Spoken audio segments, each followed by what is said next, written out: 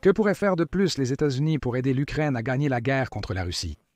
Les États-Unis sont déjà le plus grand donateur d'aide militaire à l'Ukraine dans le monde, le pays ayant déjà versé 56 milliards de dollars à ce jour, selon la British Broadcasting Corporation. Le Kiel, qui suit l'aide à l'Ukraine par pays, place le chiffre encore plus haut à 92 milliards 33 millions de dollars.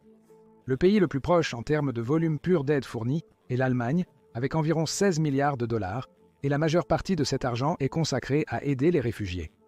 L'Ukraine a une énorme somme d'argent des États-Unis et elle est sur le point d'en recevoir plus. Les États-Unis ont porté un coup dévastateur à la Russie avec l'annonce d'un nouveau tour de financement qui va préparer l'Ukraine à prolonger la guerre au-delà des espérances de Poutine, qui espère que ces tactiques de broyeur de viande épuiseront la résistance ukrainienne. Ce nouveau coup envoie un message clair de la part des États-Unis. Il est temps de sortir de l'Ukraine. Mais qu'est-ce qui rend le dernier don de l'Amérique à la caisse de guerre de l'Ukraine si important? Et pourquoi est-ce encore un autre signal des États-Unis à Poutine qu'il est temps pour lui de terminer une guerre qu'il n'a aucune chance de gagner? Nous expliquerons tout dans cette vidéo. Commençons par le don. Le 26 septembre 2024, la British Broadcasting Corporation a rapporté que le président Joe Biden et le Congrès des États-Unis avaient rapidement approuvé une aide militaire de 8 milliards de dollars. Le président ukrainien Volodymyr Zelensky a remercié les deux pour l'argent. Le don a aussi symbolisé le renforcement des liens entre les États-Unis et l'Ukraine, étant fait lors d'une visite de Zelensky à Washington. CNBC a offert plus de détails sur l'aide. Environ 5 milliards et demi des 8 milliards de dollars seront donnés avant la fin de l'année fiscale américaine, qui s'est terminée en septembre. C'était un choix délibéré. La fin de l'année fiscale aurait marqué l'expiration de l'autorité de financement, ce qui signifie que les États-Unis devaient sortir cet argent rapidement ou risquer de l'ajouter à son budget de 2024 à 2025. Le reste des fonds est alloué à l'initiative d'assistance à la sécurité en Ukraine. C'est un choix intéressant. 50 initiatives d'assistance à la sécurité en Ukraine permettent à un pays donateur d'acheter des armes pour l'Ukraine auprès d'entreprises privées plutôt que de livrer directement des armes à partir de leur propre stock. Environ 2,5 milliards de dollars de l'aide que l'Ukraine va recevoir seront consacrés à l'achat de nouvelles armes pour servir les objectifs stratégiques du pays ou à des matériaux pour la fabrication d'armes en interne. Zelensky a exprimé sa gratitude envers les États-Unis le 10 pour avoir fourni l'aide cruciale permettant de protéger les Ukrainiens suite à l'annonce de Biden. Alors que le mandat du président Biden se termine en janvier 2025, ce don pourrait être l'un des derniers paquets d'aide de son administration. Vous vous demandez peut-être pourquoi c'est un geste majeur de la part des États-Unis. Après tout, les 8 milliards de dollars font partie d'un paquet d'aide de 61 milliards que les États-Unis ont annoncé en avril 2024. Ce paquet a pris des mois pour traverser les États-Unis. La Chambre des représentants a retardé l'envoi de fonds en Ukraine, les républicains préférant les allouer aux problèmes frontaliers américains. Mais le paquet a été entièrement approuvé, ce qui signifie que les 8 milliards de dollars allaient toujours arriver en Ukraine. Alors, pourquoi cette aide est-elle un coût stratégique si important pour la Russie? Il y a plusieurs raisons, à commencer par le moment de l'envoi du paquet d'aide. Nous avons mentionné comment les républicains de la Chambre ont réussi à retarder de plusieurs mois le paquet d'aide américain de 61 milliards de dollars. Ce geste était indicatif d'une relation de plus en plus glaciale entre le président de l'Ukraine et le Parti républicain. Pendant sa campagne, le président élu Donald Trump a exprimé des préoccupations concernant le volume d'aide des États-Unis à l'Ukraine, critiquant l'approche de Zelensky dans les négociations avec Poutine. Ces villes sont parties, a affirmé Trump en septembre 2024, critiquant la gestion de la guerre en Ukraine par Zelensky et les pertes subies par son pays. Nous continuons à donner des milliards de dollars à Zelensky, qui a refusé de conclure un accord, selon Trump. Il a affirmé qu'aucun accord proposé par Poutine ne mettrait l'Ukraine dans une meilleure position qu'actuellement. Ces commentaires proviennent du discours de campagne de Trump à Mint Hill, en Caroline du Nord. Leur arrivée coïncide avec les tentatives des républicains d'enquêter sur les dépenses en argent public pour la sécurité de Zelensky lors de sa visite aux États-Unis en septembre. Zelensky a également critiqué le Parti républicain. Selon Cable News Network, il a mentionné le colistier de Trump, Juris Dr. Vance, trop radical. Tout cela se traduit par une relation tumultueuse entre Zelensky et le parti qui est récemment arrivé au pouvoir. Cela nous ramène à la question du timing. En septembre, Biden a approuvé 8 milliards pour garantir que les fonds parviennent à l'Ukraine avant la fin de l'exercice fiscal. L'approbation des 8 milliards de dollars garantit à l'Ukraine les armes nécessaires pour poursuivre le combat, ce qui est une mauvaise nouvelle pour Poutine. Biden a utilisé un prélèvement présidentiel pour livrer l'aide à l'Ukraine, ce qui apporte de mauvaises nouvelles. la British Broadcasting Corporation a parlé à Orysia Lutsievich, qui dirige le forum ukrainien à Chatham House, pour discuter de la démarche. Biden affirme pouvoir déployer rapidement certains stocks d'armes aux États-Unis dans le cadre de son autorité présidentielle de réduction, a-t-elle dit à l'agence britannique. Cela signifierait modifier les dynamiques sur le terrain selon l'arrivée des armes en Ukraine, avec la possibilité que ces changements surviennent bien plus rapidement que d'ordinaire. Alors, qu'est-ce qu'une réduction présidentielle ? Le site web du département d'État américain indique qu'un président a le pouvoir de diriger une réduction immédiate en vertu de la section 506 de la loi sur l'aide étrangère. La Foreign Assistance Act a été conçue pour permettre aux États-Unis de réagir rapidement aux crises en adaptant immédiatement la politique étrangère. Plus précisément, la section 506 permet à l'Amérique de livrer rapidement des articles de défense et des services provenant des stocks du département de la Défense à des pays étrangers et à des organisations internationales pour répondre à des urgences imprévues. L'administration Biden a utilisé l'autorité présidentielle de réduction 55 fois avant l'opération militaire spéciale de Poutine en Ukraine. Cela peut rendre son dernier recours à l'autorité futile, car envoyer de l'aide à l'Ukraine semble être une pratique courante. Cependant, ce n'est pas le cas. Biden a utilisé ses pouvoirs de réduction en raison de la date limite fiscale imminente lors de l'annonce du don de 8 milliards de dollars. Les 5,5 milliards de dollars d'armement sont livrés directement depuis les États-Unis. C'est le dernier que Biden pourrait fournir en utilisant ses pouvoirs de réduction. C'est une mauvaise nouvelle pour Poutine. La réduction garantit que l'Ukraine recevra les 8 milliards de dollars d'aide malgré le récent changement d'administration aux États-Unis. Poutine aurait pu anticiper un changement politique aux États-Unis. Suite à l'élection, ce paquet garantit un soutien continu à l'Ukraine sans délai.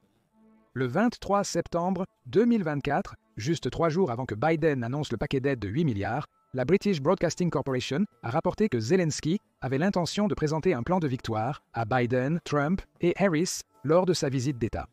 Le geste a été présenté comme un effort de persuasion. Zelensky voulait prouver à Washington qu'il saurait utiliser efficacement toute aide fournie. De plus, il espérait que son plan de victoire serait l'impulsion finale nécessaire pour convaincre les États-Unis, pour permettre à l'Ukraine d'utiliser des missiles américains à longue portée en Russie. Le plan de victoire a dû fonctionner. Zelensky est reparti des États-Unis avec un engagement de 8 milliards de dollars. Lors du reportage de la British Broadcasting Corporation, peu de détails étaient connus sur le plan de victoire de Zelensky, hormis des déclarations vagues, comme son affirmation sur 10 que la chute déterminerait l'avenir de cette guerre. Suite à sa visite aux États-Unis, plus de détails ont émergé concernant ce plan. Selon The Guardian, le plan proposé à l'Ukraine pour contrer l'agression russe avait pour élément central une invitation sans condition à rejoindre l'OTAN. En effet, l'article 5 du traité de l'OTAN prévoit qu'une attaque contre un membre est considérée comme une attaque contre tous, entraînant une réponse collective. Cet engagement montrerait à Poutine que ses ambitions géopolitiques sont vouées à l'échec selon Zelensky, bien que ce soit une partie de son plan qui n'est pas susceptible de se réaliser tant que la guerre est en cours. L'OTAN refuse une guerre directe avec la Russie pour le moment, ce qui serait inévitable si l'Ukraine était membre de l'Alliance. Mark Rutte, chef de l'OTAN, a exprimé son hésitation face au plan de Zelensky, indiquant que l'organisation en prendrait note. Cependant, il a ajouté que le plan comporte de nombreux aspects et problèmes politiques et militaires que nous devons régler avec les Ukrainiens pour comprendre ce qui se cache derrière. En somme, la stratégie de Zelensky ne se résume pas à rejoindre l'OTAN et laisser plus de 30 pays l'aider face à Poutine. Cette substance a potentiellement convaincu les États-Unis d'accélérer l'octroi des 8 milliards de dollars d'aide militaire. Cela terrifiera Poutine, surtout que le plan semble être suffisamment complet pour convaincre les États-Unis d'infliger un tel coup financier dévastateur. D'autres détails sur le plan proviennent de fuites involontaires, du moins de la part de Zelensky. Selon Politico, le 30 octobre, le président ukrainien a sollicité auprès des États-Unis des missiles de croisière Tomahawk pour son plan. L'information ne devait jamais être divulguée. Ces missiles peuvent voler jusqu'à 932 miles, Zelensky espérant clairement les obtenir pour pouvoir attaquer des cibles russes. Zelensky s'est emporté en réponse à la fuite d'une information confidentielle entre l'Ukraine et la Maison-Blanche. Comment devrions-nous comprendre ces messages ? Entre partenaires, rien n'est donc confidentiel. Des signes de friction semblent émerger entre les États-Unis et l'Ukraine. Malgré tout, cette fuite révèle que le plan de Zelensky ne se limite pas à l'adhésion à l'OTAN. Le plan inclut une stratégie militaire apparemment soutenue par les États-Unis selon l'Ukraine. Un responsable ukrainien a affirmé à Politico que le plan était réaliste selon leurs informations. L'armée américaine a étudié et déclaré cela réaliste. Ce pourrait être l'élément le plus révélateur du plan et ce qui a incité l'Amérique à porter ce dernier coup au régime de Poutine. 8 milliards de dollars sont envoyés en Ukraine, les États-Unis étant persuadés que Zelensky a trouvé le moyen de remporter la guerre. Il a juste besoin des bonnes armes pour faire avancer la stratégie de Zelensky. Passons maintenant à l'élément clé du paquet d'aide militaire de 8 milliards, son impact stratégique réel pour l'Ukraine sur le terrain. Selon Reuters, l'aide inclura des munitions, des armes anti-drones et des matériaux permettant à l'Ukraine de fabriquer ses propres armes. Enfin, l'Ukraine affirme avoir développé son nouveau missile longue portée. Selon CNBC, une batterie Patriot supplémentaire est incluse dans le paquet d'aide de 8 milliards de dollars. Le Patriot a été essentiel à la défense anti-aérienne de l'Ukraine pendant toute la guerre. Le système de missiles Patriot, principal système anti-aérien américain, peut transporter et lancer jusqu'à 4 missiles Patriot Advanced Capability, 2 ou 16 missiles Patriot Advanced Capability, 3 simultanément selon la version du lanceur. Chacun de ces missiles, qui font également partie du paquet de 8 milliards, est équipé d'un système de guidage par missile ou téléguidage de véhicules de missiles. Cela permet non seulement de programmer le missile avec une cible avant le lancement, mais aussi de faire des corrections de trajectoire en temps réel en fonction des données transmises au missile depuis un centre de contrôle d'engagement mobile pendant son vol. Le téléguidage de véhicules de missiles optimise l'utilisation des missiles Patriot, capables d'atteindre 43 miles de portée et un plafond de vol de 14,9 miles idéal contre les avions de chasse, les drones et les bombes russes. L'Ukraine a déjà utilisé efficacement ses Patriots. En juin 2024, Business Insider a rapporté que l'Ukraine utilisait ses batteries Patriot pour abattre un avion espion russe A-50. Le geste a été jugé historique par le colonel Rosana Clément, assistante du chef d'état-major du commandement de la défense aérienne et antimissile de la 10e armée. Elle a souligné l'utilisation des Patriots par l'Ukraine pour défendre des sites statiques et l'infrastructure nationale, ainsi que les tactiques astucieuses de Sambosh ukrainien. Ces tactiques, inédites pour Clément en 22 ans de défense aérienne, montrent qu'une seule batterie Patriot de plus en Ukraine est une mauvaise nouvelle pour la Russie. Poutine doit se préoccuper de plus que l'augmentation des missiles Patriot. CNBC indique également que les États-Unis se sont engagés à fournir davantage de formations pour la flotte croissante de pilotes de F-16 ukrainiens. Malgré les demandes répétées de Zelensky, les États-Unis n'ont pas livré directement des F-16 à l'Ukraine. Cependant, l'Ukraine a reçu des F-16 de plusieurs de ses alliés européens, les 6 premiers arrivant dans le pays en août 2024. D'autres arrivent. Le Centre pour les études stratégiques et internationales indique que plusieurs pays européens, dont le Danemark et les Pays-Bas, ont formé un consortium qui s'est engagé à fournir 65 F-16 à l'Ukraine. Le Guardian place le nombre encore plus haut. Il mentionne que 85 F-16 sont en chemin, la majorité devant arriver en 2025. Quoi qu'il en soit, l'Ukraine acquiert des avions de chasse qui pourraient l'aider à obtenir une supériorité aérienne sur les positions russes permettant des assauts au sol. Les F-16 peuvent aider l'Ukraine à se défendre contre les frappes de missiles, drones et bombes russes, comme prouvé lorsqu'ils ont abattu au moins 4 missiles russes lors d'une frappe fin août. Mais ces avions ont besoin de pilotes. L'engagement américain à former davantage de ces pilotes forcera Poutine à revoir sa stratégie aérienne. Poutine espérait probablement que la plupart des pilotes ukrainiens ne connaissaient que les systèmes de vol soviétiques d'avant le début de son opération militaire spéciale. Les F-16 sont des bêtes bien plus compliquées que ces avions. Grâce à une formation accrue des États-Unis, l'Ukraine aura des pilotes mieux préparés pour piloter les futurs F-16 provenant d'Europe. Cela renforce considérablement la puissance offensive et défensive aérienne du pays, notamment en termes de capacité à attaquer les positions russes derrière les lignes de front. La Russie ne veut pas de cela. Elle refuse également l'accès de l'Ukraine au missile Joint of Standoff Weapon, JSAL, promis dans le paquet d'aide américain de 8 milliards de dollars. Selon Forbes, cette nouvelle bombe plane pour l'Ukraine peut être lancée depuis l'arrière des lignes de front et parcourir 70 miles pour atteindre une cible russe. Un seul JSAL pèse 1065 livres et porte une ogive puissante qui varie en fonction de la variante du missile. Le 154A, 145, bombe à sous-munitions par exemple, est une ogive qui livre des bombes à effet combinées à une cible.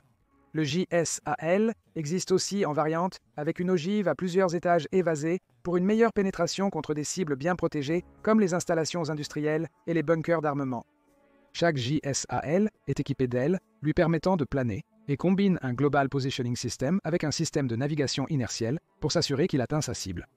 Combinez ce guidage avec un chercheur infrarouge terminal et vous obtenez une bombe bien plus précise que les bombes planantes improvisées lancées par la Russie sur l'Ukraine ces 2 dernières années. Pourquoi le JSAL est-il si important? La réponse se résume à 2 S, stratégie et stock. Stratégiquement, le JSAL permet à l'Ukraine d'utiliser les tactiques russes contre la Russie elle-même. Après l'échec des tentatives de Poutine pour obtenir la supériorité aérienne sur l'Ukraine, la Russie a perdu 369 avions de chasse et 329 hélicoptères selon le ministère des Finances de l'Ukraine. Il s'est alors tourné vers les bombes de l'époque soviétique pour attaquer l'Ukraine. Ces bombes ont dévasté les villes ukrainiennes. Par exemple, la Russie en a utilisé environ 200 en une seule semaine pour bombarder la ville ukrainienne de Vovchansk lors de son assaut sur Kharkiv en mai 2024.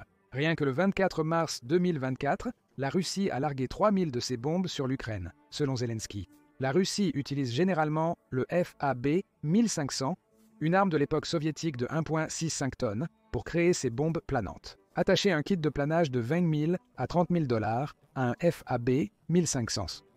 La Russie a une arme dévastatrice qu'elle peut lancer depuis l'arrière des lignes de front en Ukraine. C'est le point crucial. Les ailes intégrées dans la bombe plane lui permettent d'être larguées à 10 miles de sa cible. Cela signifie que la Russie peut larguer ses bombes depuis ses avions sans les exposer aux défenses anti-aériennes ukrainiennes.